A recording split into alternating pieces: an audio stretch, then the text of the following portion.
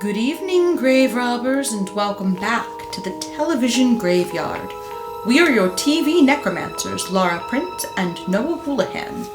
We have come here tonight to examine the spirits of past television shows to find out which ones could be resurrected, should be resurrected, and which ones should just stay doomed.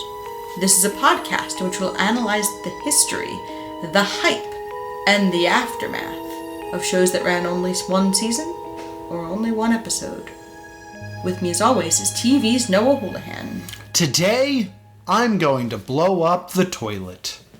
Again. We are doing 2002's The Grubbs. Yes, The Grubbs. What a, whew. Oh boy, guys. Oh boy.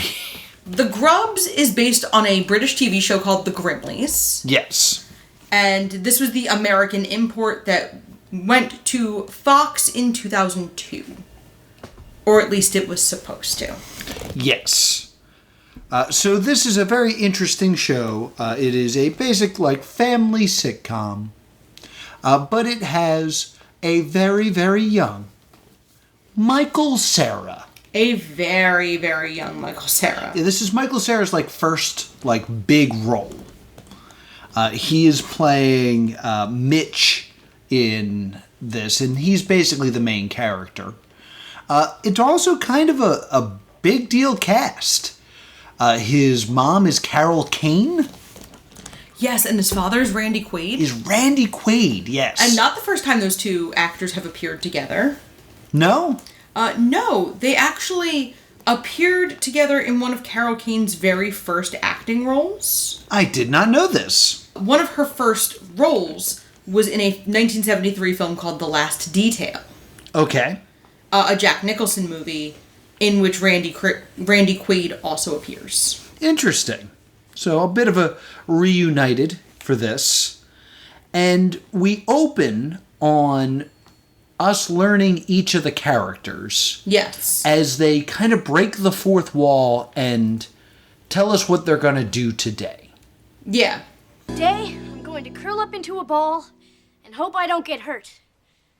Again. Today, I'm gonna blow up a toilet.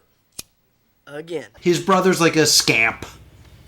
The mom is the typically overworked mom. Yeah, she talks about how she's going to cook and clean and all those other things. Today I'm going to make breakfast, pack the boys' lunches, do the laundry, cook dinner, wash the dishes, pick up the house, and count my blessings. And vacuum. And it's so strange. Mitch opening ends with again. And then his brother's opening ends with again. It seemed like such nice symmetry to then have Carol Kane say With a laundry list of chores. Yeah, and end with again, but she doesn't. And immediately I'm just like, ooh, that was such a layup that you set up for yourself and you just didn't do it. Weird choice. And then the father says, "Today, I'm going to dig the underwear out of my crack." But doesn't say again. Yes. Which I was expecting because I was like, okay, the first two did it, she didn't. But he's going to do it again and bring it back around. Nope, no callback. And in this first scene, we established that the family makes their living off the father's disability checks. Yes. He was injured on the job, and now he's getting a disability check. And the older brother, the one who's not Mitch, whose name I never learn, is so proud of his father and says that one day I'm going to fall off a forklift just like you. Yes, and his father warns him, says, look, buddy, one way you're like me, one way you're paralyzed. But that's 10 times more money. Yeah, the brother's name is Jimmy. Jimmy. The basic concept they are trying to establish is all these people suck, and they're fine with it. They're aware of it, and they're fine with it. Yes. That doesn't make me want to watch them. And so he has to, like, go to his physical so that he can continue collecting disability. And he, theatrically moans. And like he over. practices being hurt. And he says, like, there's a big difference between faking an injury and milking it. Yeah. And apparently he makes more money now with a bad back than he did beforehand. Yeah. So showing that they're also, like, cheating disability. They're trying to establish the Grubbs as just being everything bad about society. Yeah. Like, they've set up that, like, if he were to go straight and, like, try to get a job, he would end up losing money. So why do that? It's all these, everyone sucks here. Then we go to school. And we meet a young lady named Cricket. Yes, which, I will say, Cricket, great name for a quirky girl character, in my opinion. Yes, she's just your standard, like, we have Topanga at home. Yes. Like, she's very much kind of intended to be Topanga in early seasons. Yeah. Like that weird kind of crunchy girl. Yes. And there is some sort of element where they're implying that she is into Mitch in some way. But there's no reason why. Yeah, like she's awkward and quirky and she likes the boy who sits behind her in English. Yeah. So, it kind of tracks to me. Like, she's a weird girl who likes a boy. We don't spend a lot of time with her. Really, this is the main time we see her. Yeah. Even though there's other points where I think we should have seen her. Because she says something about, like, outgrowing her training bra. I just outgrew my training bra. So what were you training them to do?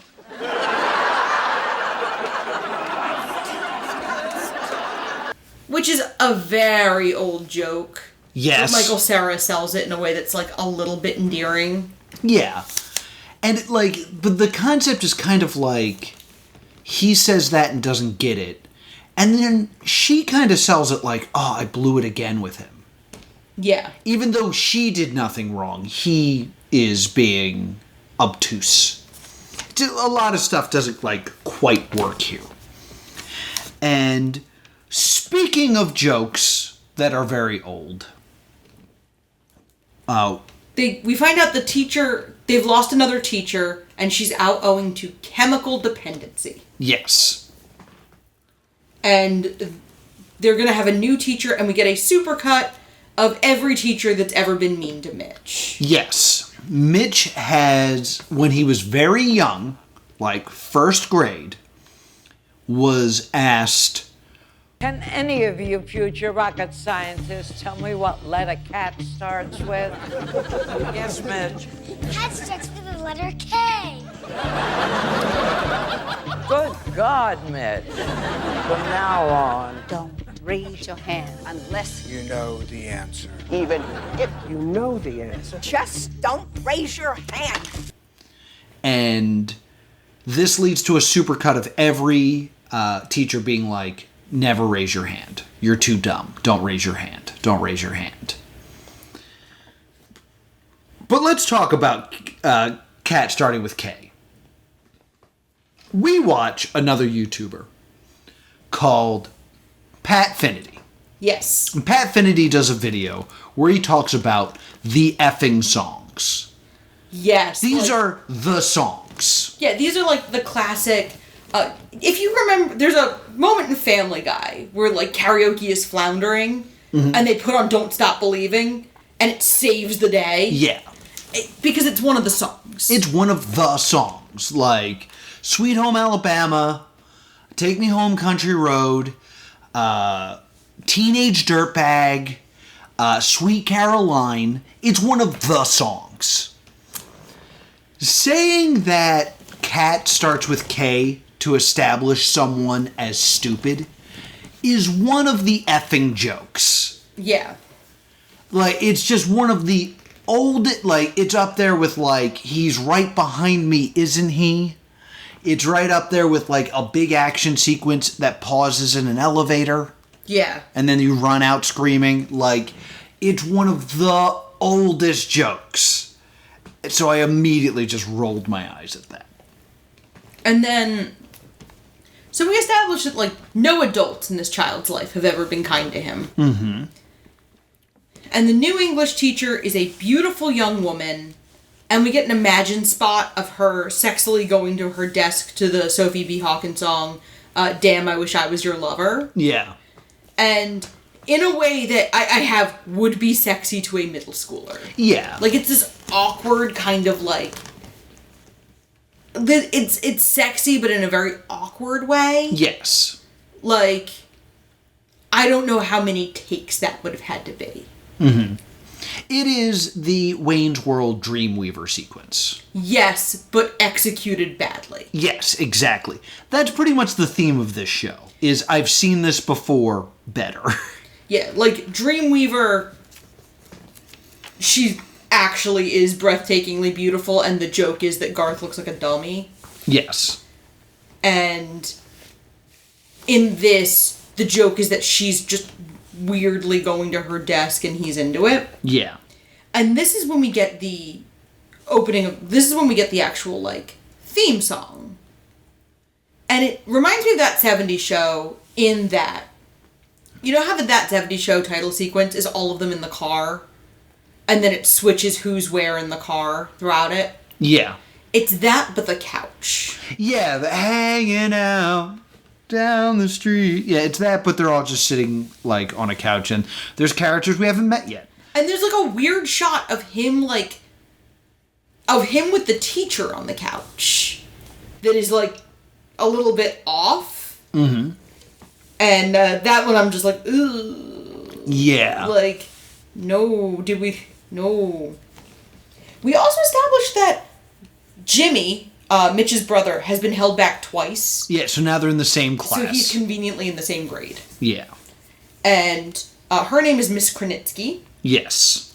And the running joke with these scenes is that anything she says, the students drone back to her. Yeah, that's how, like, unattached these kids are. That's how unattached these kids are. Yeah, we're talking about Romeo and Juliet. Romeo and Juliet. Yeah, so that's the deal.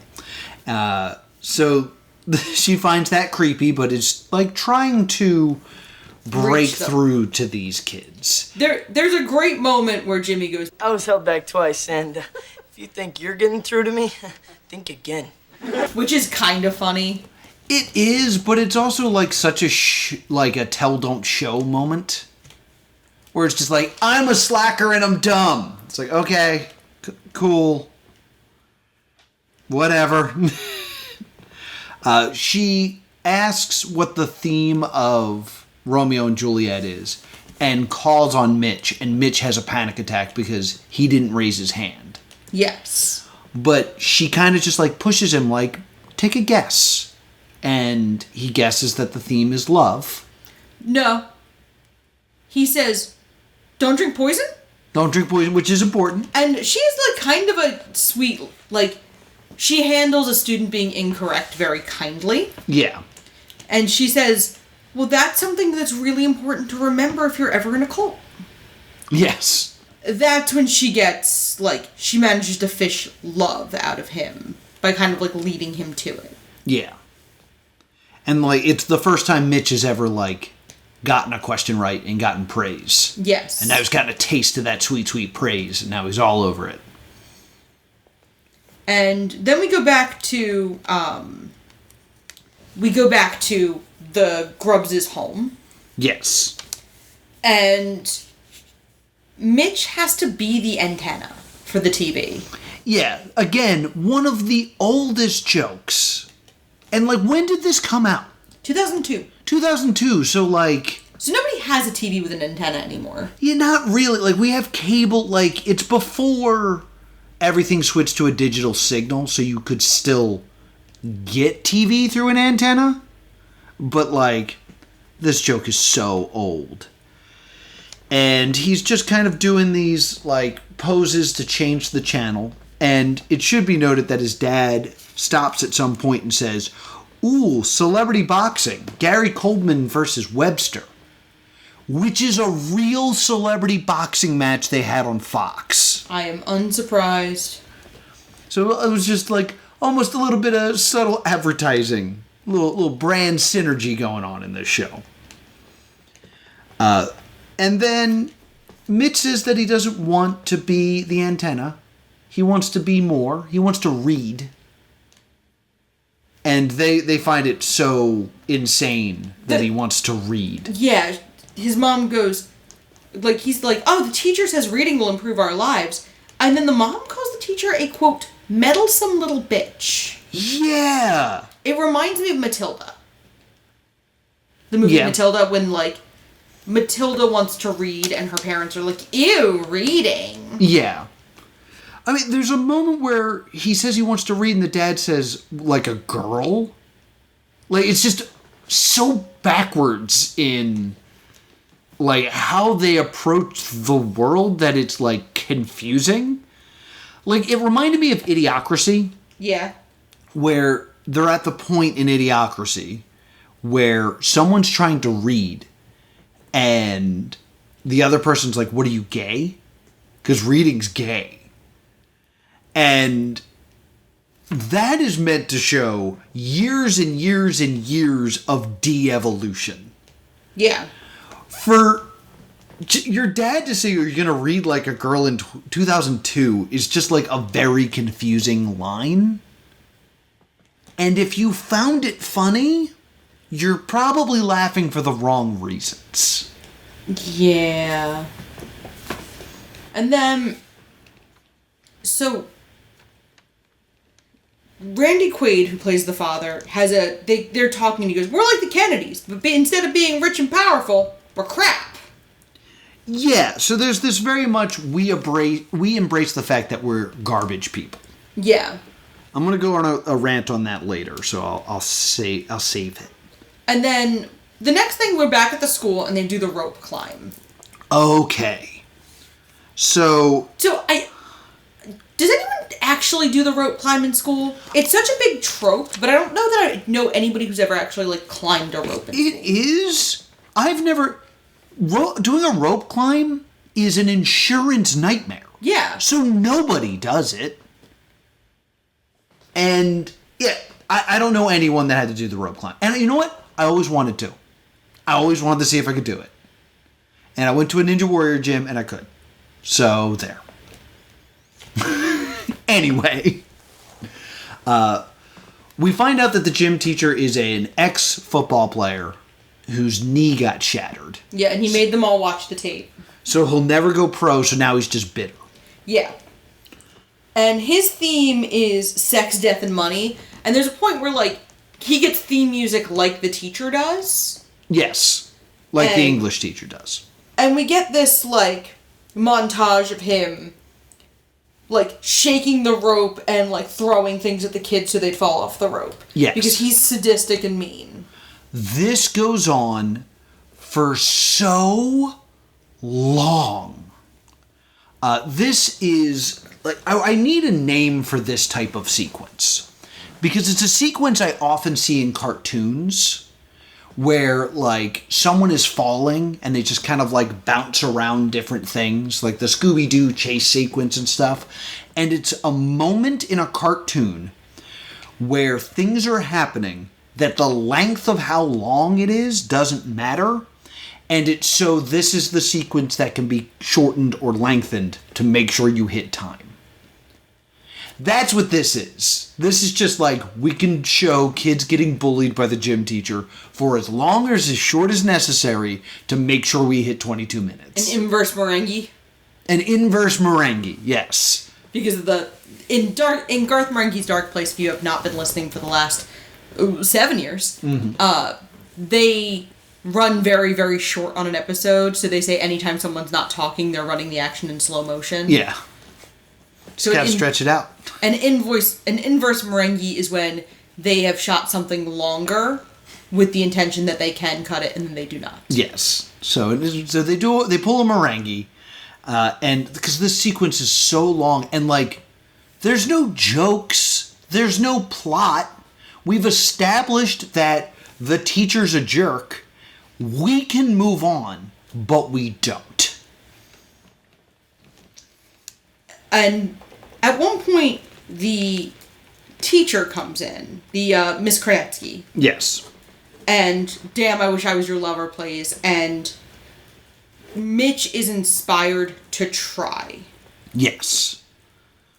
So he gets a little bit up the rope, and once again, the gym teacher knocks him off. I think he hits him with a tennis ball. And was like, I almost thought you were going to make it that time. They go back to the English class, and the kids no longer chant after every sentence outside of the brother. And she says, Well, another theme is fate. So your homework is to tell me what the future holds for you. Okay, but if I have no future, that means I have no homework. No, but it can be anything you want. A song, a poem, whatever you find the most edifying. Enlightening. Good. and we see immediately Mitch go home and they ask him how school was, and he tries to say edifying.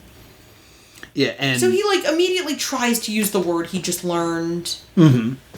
And parents are against it. We find out that Ms. Krenetsky has rented the house next door. Yes. And Mitch goes, "Oh, good thing that old lady died." Yeah, I'm so glad.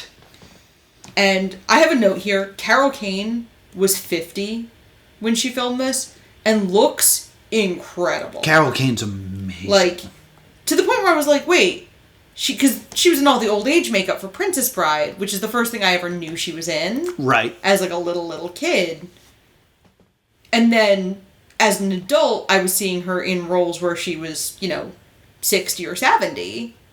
And so I kind of was like, how old is Carol Kane when this is filmed? So my note here is that she's 50 and looks incredible. Yeah. To the point where she actually looks too luminously beautiful to be playing this role. I agree. I absolutely agree. Ms. Krenetsky knocks on the door to ask to borrow a pair of scissors. Yes. Because she packed her scissors and now she can't unpack without her scissors. Yeah, and Carol Kane already hates her. Yeah. Because she taught her son a word. So she steps out to get the scissors, and then for the first time, the father sees the teacher, and Damn, I Wish I Was Your Lover plays. And he awkwardly dances at her. Yes. He's also wearing a neck brace. Yeah. Because he wants to show that he's still hurt. Because God no forbid it's an inspector. No pants and an abtronica, which was a device that they used to sell on infomercials that electrifies your abs that are supposed to give you a six-pack. It didn't work. You'll know that because they're not around anymore. So, I want to real quick talk about how rowdy the crowd is. Okay. Because this is taped in front of a live studio audience. And if you've watched a sitcom, you've heard the applause and the laughing and the awes in the heartfelt moments. Yeah. There's more of hooting and hollering in this. To me, this is an attempt by Fox to capture in a bottle the Bundys. Yes. This is trying to get Married with Children again. Yeah. Because that's why the crowd is so rowdy. I'm super surprised there's not a hot 18-year-old older sister. I mean, I think that's what the teacher's supposed to be. I think the teacher's supposed to be the hot eye candy. Yeah, if she was a grub, she could be trashy. Mm. And it seems like that's what the show's going for. That's fair. So there's a great exchange here where Ms. Krenetsky says to Mitch, "Your mother," and Mitch goes, "Yeah, I know." And then she goes, "Is that your dad?" Oh God. Yeah.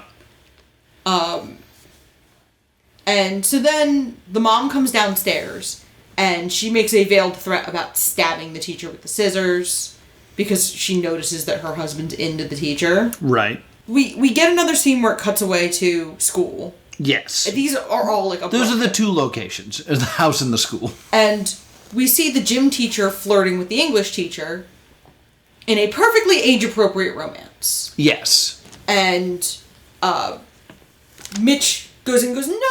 Oh, I thought I was going to be late. No. No, I'm not, though. Because he doesn't want his mortal enemy, the gym teacher, to date the teacher he's in love with. Right. One of your classic stories. And then we go back home that night, and we see that Ms. Kronetsky's window is opposite Mitch's. So the entire family of men peeping Tom's this very young English teacher. Yeah, isn't that cool? And then she turns the lights out, and Mitch mentions to his father that he has a crush on a girl. And his father gives him the world's worst man-to-man talk. Yes, it's pretty bad. How do I get a girl to like you? How do I get a girl to like me? And his first response is, get her pregnant. Then he kind of explains, how to take away all of her other options. Now, you need a girl that's backed into a corner. That way, if it's either you or nothing, you got a 50-50 shot. Gross! Yeah, implying that he and then by extension Mitch are men that you settle for instead of being alone. Yes. And that is sad and pathetic. And he tells Mitch, forget about pretty girls. You're never gonna get a pretty girl. It's such an unpleasant watch. It really is. And so Mitch makes a diorama about his fate with him as a swashbuckler. Yes. Because he wants to show that he's going to be an adventurer and cool and suave. Mm-hmm. And so he makes a shoebox diorama. And he is hoping to get better than a C on it. That's the goal. Yes. So he takes it to school, and he's clutching it during gym. Mm-hmm. So I guess he doesn't have a locker or anything. Yeah.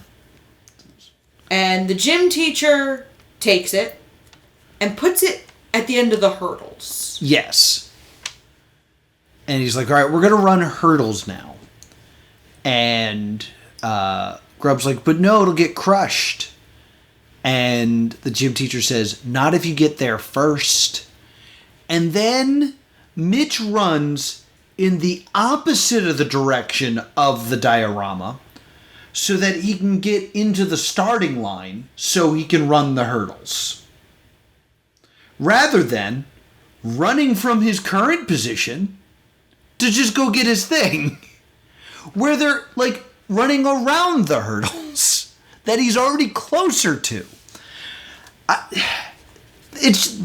I know it sounds like I'm nitpicking, but that is such an easy thing to fix with proper direction. Mm-hmm. And this is not properly directed. Needless to say, because we can't have happiness, the diorama gets crushed. Also, there's some fatphobic jokes. Yay. And this is when I have the thought of, this reminds me of Freaks and Geeks, but without the writing that saves it. Yeah. It's that relentlessly miserable tone. But Freaks and Geeks had something that this didn't have of the writing was so good and so identifiable. Yeah, you could connect with it. And Freaks and Geeks at least had hope spots. Yeah. This is just, this kid has taken L after L after L, and there's nothing remotely funny about it. It's not clever, the way Freaks and Geeks at least was. Yeah. And it doesn't have that, nostalgia to lean on that Freaks and Geeks does. And so Mitch comes home upset. The mom kind of tries to make him feel better, because they do not know what to do with the mom character. No, they do not. And he's upset because his parents don't even try to comfort him.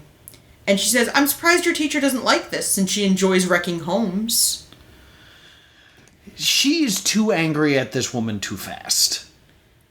Unless, we're trying to establish that any woman getting closer to her husband or to her family she hates I think that's the case. I think she's a less successful version of that trope, of the, like, Beverly Goldberg tropes. And, like, it's also weird because she's so beautiful. Like, and I don't mean, like, she's sitcom pretty. Like, Carol Kane is luminously beautiful. Yeah. Like, I keep using the word luminous, but, like, that's the first word that comes to mind. She is ethereal beauty. Yeah. She doesn't look right in this role to me at all. No, it doesn't make sense. So the father says, let me talk to Mitch alone and try to, like, grant him some wisdom. This is the most interesting scene in the whole show. He explains that he was watching TV. He makes some weird joke of, like, the picture was so fuzzy I couldn't tell the Osmonds from the Jackson 5. Yeah. Which, alright. Which, yikes. And the phone rings, and he has the thought of, ooh, if sound can travel through cables, maybe TV can. Cable television. And then he had the dream of cable television. And he goes to try to get it patented, and they laugh at him. There is some very interesting wording here. Laughed in that cruel way that only patent clerks can. Hey, Lou, this guy thinks he invented cable. Are they laughing at him because they're laughing at the idea of cable television? Or are they laughing at him because he thinks he invented the already invented idea of cable television? I was thinking it was that second one. They don't make it clear. But the whole point of this is, he says, I was crushed that I couldn't achieve my dream. And what I learned is don't have a dream. Right. This is oddly very Buddhist. Okay. The idea of to free yourself from suffering is to free yourself from desire. If you have no desire, then you can have no suffering. Some take that as live a quietest life as possible. Other people interpret that as be satisfied with what you have. So there's actually some, like, Buddhist ideas here. But he's also so happy to be crap. Those are his words, that it doesn't make sense. So, like, they come so close to, like, almost saying something in this scene, and then it all just goes to crap. Yeah. So, the last scene of the episode, Mitch realizes the gym teacher is standing outside about to pick up Miss Kronetsky for a date. And Mitch goes outside to kind of, like, stop him. And Miss Kronetsky's like, oh, hi, Mitch, wait, I have something for you. And goes inside. Yes. And then the gym teacher wipes his nose on his fingers and wipes it on Mitch's glasses. Yeah, he's just being a jerk. And then Mitch stands up to him. He goes, clean it off. He said, what do you say? He goes, clean it off. And Mitch's leverage is that he will start to cry. Yeah. When Miss Kronetsky comes back out. And the date will be canceled because Miss Kronetsky will be nice to a child. Who is crying. Yes. So Miss Kronetsky comes out and Mitch starts to fake cry. Yes. Well, he pulls a nose hair out of his nose and goes, oh. And so he starts to fake cry, and then the gym teacher's like, oh, you got something on your glasses, buddy, let me help you. And, like, cleans it off and is performatively nice to Mitch. Yes. And, which kind of sets up, like, that dynamic of the gym teacher is now going to be performatively nice to Mitch whenever the English teacher's around. Yeah. And Heather gives him his essay back, and he did better than a C. He gets a C+, and that motivates him to keep trying. Yes. That's the end of the show. This show is miserable. It is miserable. And, like, I really want to point this out, right? Like, I understand it is The story of this show is going to be Mitch crawling out of the hole. Yeah. Where he's surrounded by parents that don't support him. His brother has given up. His gym teacher's a jerk. But he is going to rise above what he's always been told he is, which is nothing. So the idea of him getting a C+ when he was only aiming for a C is a big deal and a win in this moment. Yes. This teacher's been there for 2 days. Mm-hmm. And goes, "Oh, I have something for you." And excitedly gives a child a C+. I had this thought. Like, I couldn't imagine if I was living my life as a high schooler, ran into my teacher, and my teacher went, "Ooh, let me go get you your essay." Gets the essay and hands it to him and gives me a C+. I would be furious.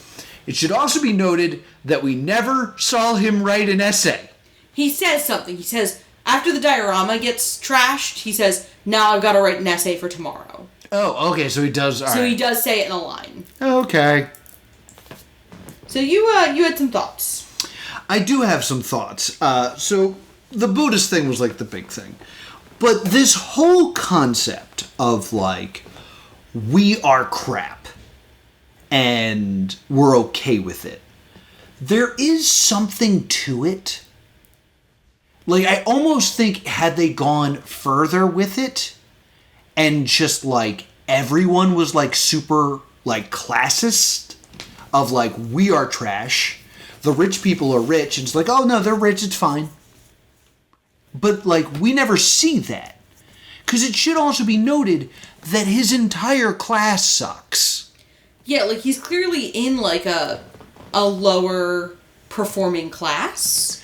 Yeah. I don't know if it's the whole school or if he's just in the low performing class. So how can he be crap if there's not like above him sitting next to him? Like, I think that's a level that's missing. Yeah, we're missing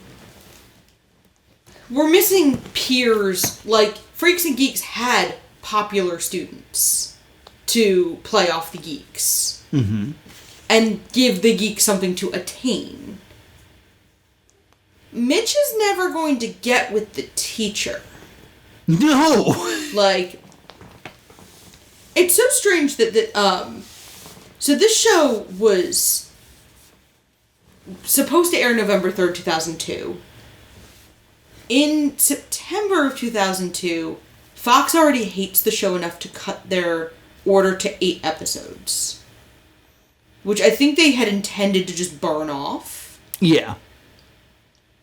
So they were like, okay, this is already going badly, so we're going to just cut it.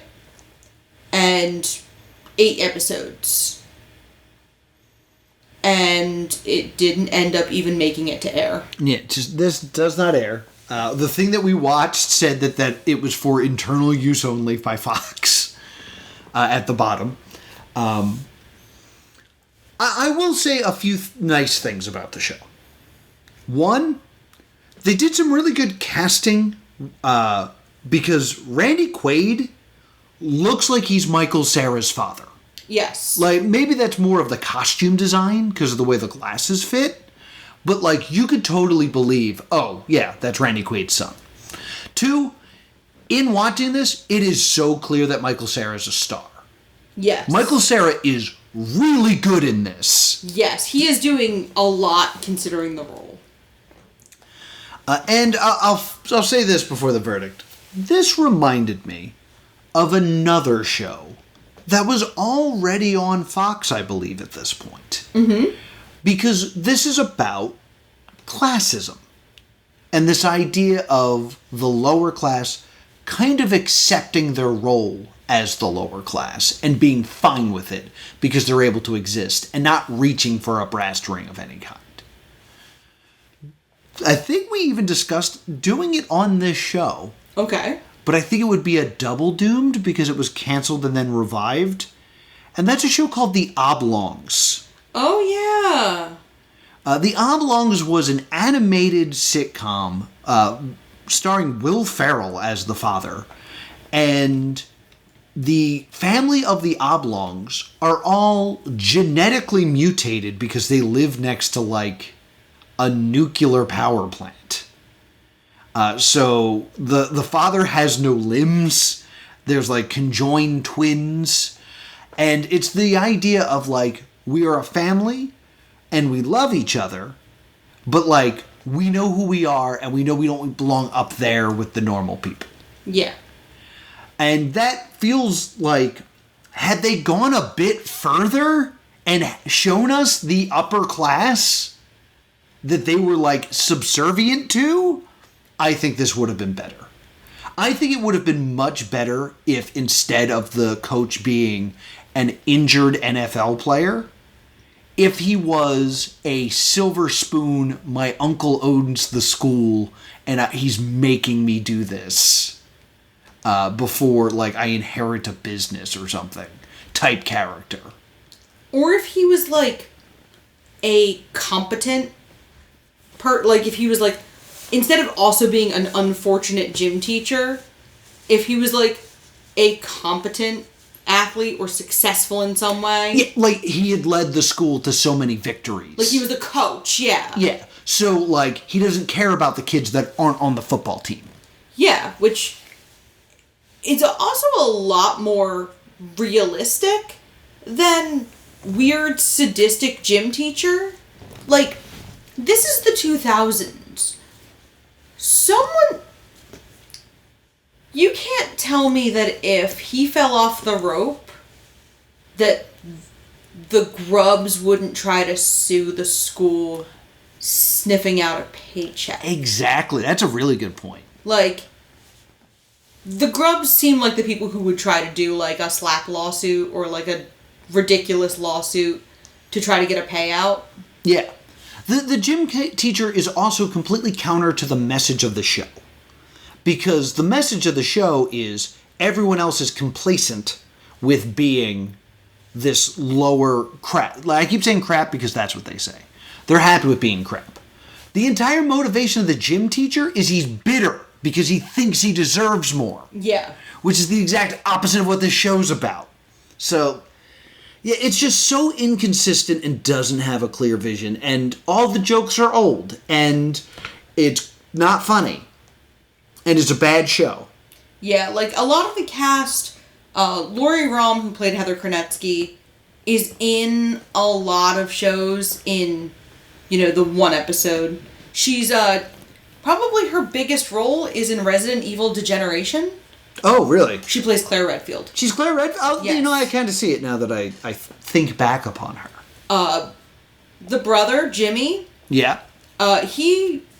He does a lot, he's in a lot of, like, things around that time period, but he stops acting in 2004. But he's another one who's in, like, an episode here of this, an episode here of that. Okay. Obviously, Carol Kane is Carol Kane, Randy Quaid is Randy Quaid. Yes. Michael Cera is Michael Cera. The gym teacher goes on to enjoy a very long career. Okay. He plays Carlos in Desperate Housewives. Oh! For 8 years. Good for him. So he gets that coveted series regular role. He's in 180 episodes of it. He also plays Dan in the Santa Clarita Diet, which is a show I know you like. I did like the Santa Clarita Diet, but I don't remember Dan. Palmer, it looks like he's in one season. And more recently, he played Abraham Quintanilla in the TV series about Selena. Ah, Selena's. So, what? It's from the movie. There's a moment in the movie where there's a bunch of fans and her brother's like, they wouldn't go away and they just kept calling her Selena's with an S, like there was more of her. Okay, I have not seen the movie in a really long time, so I was like, what are you talking about? I will briefly tell you that when I was in high school, I took 2 years of Spanish and I watched Selena no less than 5 times. All right. Just any time that teacher couldn't be there or teacher couldn't be bothered, we threw in Selena. I feel like I remember watching E.T. in Spanish. Because that used to be a big thing that Spanish teachers in public schools would do, is I don't feel like dealing with you. Here's a movie I think you've already seen in the language that you're learning. Good luck. My Spanish teacher, who I loved, he gave up like halfway through. And I can tell you that in my second year of Spanish, we watched Selena, then we watched Jaws in Spanish, then we watched The Lion King in Spanish, then we watched Aladdin in Spanish, then we watched Selena again. Then, like, there was like a field trip or something, so half the class wasn't there, so he was like, there's no reason to teach. So we watched Center Stage in English. The ballet movie? The ballet movie, yes. Because I was a theater kid, but all the business and computer kids were like on a field trip. So we watched Center Stage, but it took 2 class periods. So the business kids were back and they were upset that they had to watch Center Stage. So they demanded that we watched Hackers. So then we watched Hackers in English. And then after Hackers was over, they were like, well, what do you want to do? And some kid pulled out Jet Li's The One. So we watched that. So then I was like, oh, I guess that's what we're doing. So I brought in Spaceballs. And then we watched Spaceballs. All in English. And then we got to the point where we were out of movies, so we watched Men in Black in Italian, because that's all we had. Alright, we watched Evita, and I had a fight with the teacher. Because we watched Evita, and she tried to argue with me that Che, the narrator of Evita, was not intended to be Che Guevara, which he absolutely was. Right. So I went home, got the Andrew Lloyd Webber coffee table book that I'd gotten out of the library, which is like bigger than this laptop. Yeah. Hauled it to school so that I could show her she was wrong. And I think that was the last movie we watched in that class. I think I may have ruined movies for that class by being a problem. We watched Spaceballs, and there's swear words in that. and he laughed his ass off the whole time. Because he had never seen Spaceballs. My other Spanish teacher, bless him, tried to get us a piñata. And blindfolding students and giving them a bat, just a bad life choice. Bad choice. Around. It's a bad choice. But this show reminds me of a lot of better shows. Like, it reminds me of Freaks and Geeks, but is missing a lot of what... I think Mitch needed a friend. Like, Mitch doesn't have anyone to talk to. Yeah, he needed a garbage buddy. Yeah, like, he needed his, like, loser misfit friend. Mm-hmm. And, like, it's really, it's a very common trope in, when you have a loser misfit protagonist, he always has a loser misfit friend who is somehow a bigger loser. Yeah, he needed a Millhouse. Yes, he needed, like, a Millhouse. But overall, the show was just unpleasant. You don't think there's going to be anything fun in it. I'm assuming that his crush on the teacher was going to continue to be a tension point in the house. Like, yes. The mom was going to still... The dad and both brothers had crushes on her, and the mom was going to hate her. Oh, it's very clear from the pilot that the other 7 episodes were going to just be this again. Yeah, it was brutal. Brutal. Stay doomed! It is a stay doomed. So that's going to do it for this edition of Stay Doomed. If you want to talk to us, please join our Discord. There's a link down below wherever you're listening to this. You can jump in, you can talk to us about shows you think we should cover, shows that we've covered in the past, and just anything that's on your mind. We're talking about Blueprints very often, the video game, in the Discord right now. Where else can people find us? You can email us at thestaydoomedshow@gmail.com or on Blue Sky at Stay Doomed. And if you want to talk to me about the Oblongs, I'm at TV's Noah on Blue Sky and Instagram. If you want to help me come up with more of the words that we've made up to try to explain TV tropes, I'm Laura Crane on Blue Sky. Until next time, stay doomed.